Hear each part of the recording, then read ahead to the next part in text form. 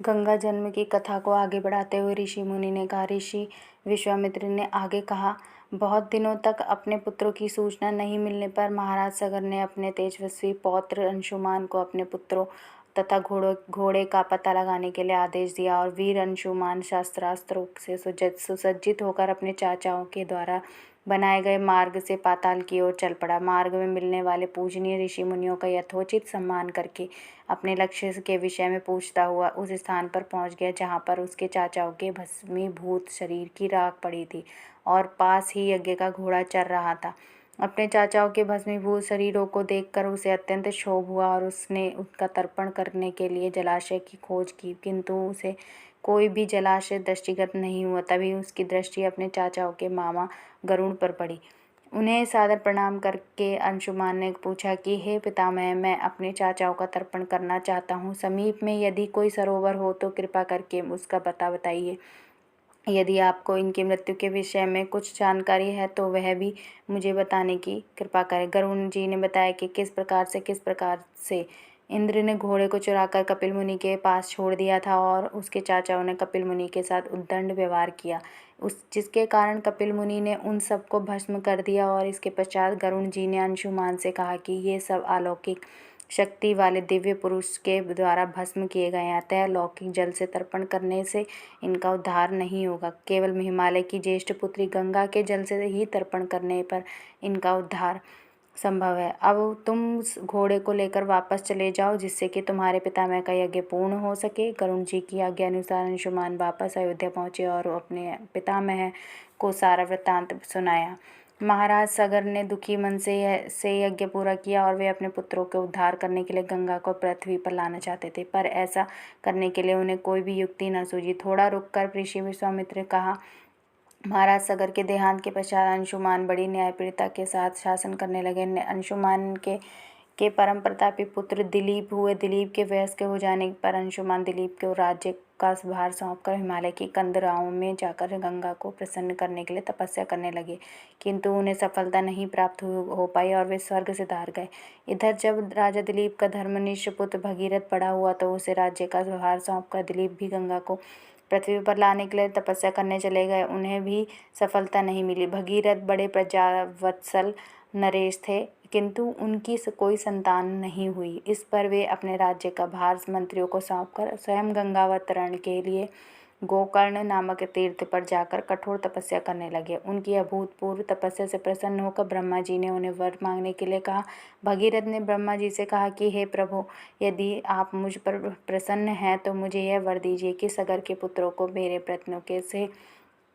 प्रयत्नों से गंगा का जल प्राप्त हो और जिससे कि उनका उद्धार हो सके। इसके अतिरिक्त मुझे संतान प्राप्ति का भी वर दीजिए ताकि इक्ष्वाकु वंश नष्ट न हो।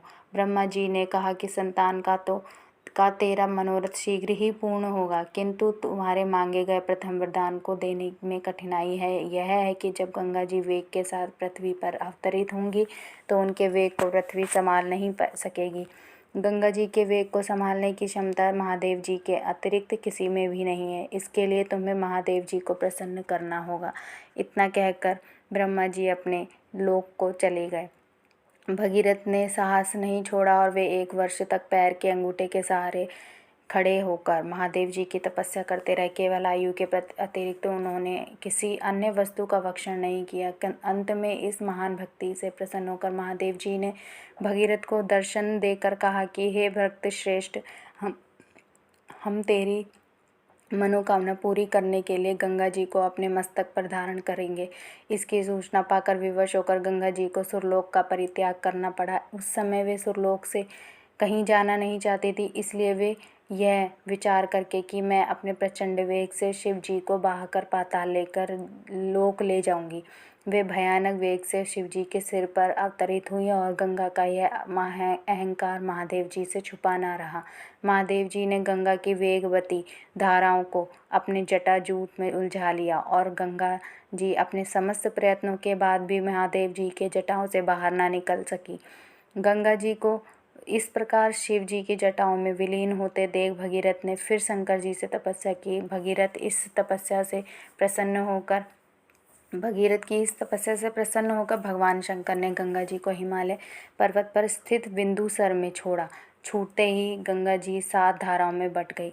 गंगा जी की 3 धाराएं हृदयायनी, हार्दिनी, पावनी और नलिनी पूर्व से की ओर से प्रवाहित हुई।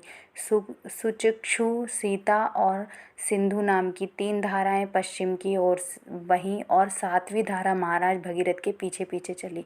जिधर जिधर भगीरथ जाते थे उधर उधर ही गंगा जी जाती थी।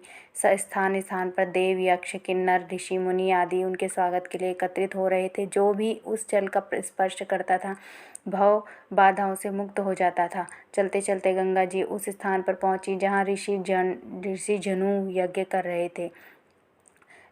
रहे थे। गंगा जी अपने वेग से उनके यज्ञशाला को संपूर्ण सामग्री के साथ बहाकर ले जाने लगी। इससे ऋषि को बहुत क्रोध आया और उन्होंने क्रुद्ध होकर गंगा का सारा जल पी लिया। यह देखकर समस्त ऋषि मुनियों को बड़ा विस्मय हुआ और वे गंगा जी को मुक्त करने के लिए उनकी स्तुति करने लगे। उनकी स्तुति से प्रसन्न होकर जहनु ऋषि ने गंगा जी को अपने कानों से निकाल दिया और उन्हें अपनी पुत्री के रूप में स्वीकार कर लिया। तब से गंगा जानवी जी कहलाने लगी। इसके पश्चात वे भगीरथ के पीछे चलते चलते समुद्र तक पहुंच गई और वहां से सगर के पुत्रों का उद्धार करने के लिए रसातल में चली गई और उनके जल के स्पर्श से भस्मीभूत हुए सगर के पुत्र निष्पाप होकर स्वर्ग गए। उस दिन से गंगा के 3 नाम हुए, त्रिपथगा, जानवी और भगीरथी। हे रामचंद्र, कपिल आश्रम में गंगा जी के पहुंचने के पश्चात ब्रह्मा जी ने प्रसन्न होकर भगीरथ को वरदान दिया कि तेरे पुण्य के प्रताप से प्राप्त इस गंगा जल से जो भी मनुष्य स्नान करेगा या इसका पान करेगा वह सब प्रकार के दुखों से रहित होकर अंत में स्वर्ग को प्रस्थान करेगा। जब तक पृथ्वी मंडल में गंगा जी प्रवाहित होती रहेंगी तब तक उसका नाम भगीरथी कहलाएगा और संपूर्ण भूमंडल में कीर्ति अक्षुण्ण रूप से फैलती रहेगी। सभी लोग श्रद्धा के साथ तेरा स्मरण करेंगे। यह कहकर ब्रह्मा जी अपने लोक को लौट गए और भगीरथ ने पुनः अपने पितरों को जलांजलि दी। कथा समाप्त होने पर वे सब विश्राम करने चले गए। बोलो गंगा मैया की जय। बोलो विश्वामित्र मुनिवर की जय। बोलो सियापति रामचंद्र की जय।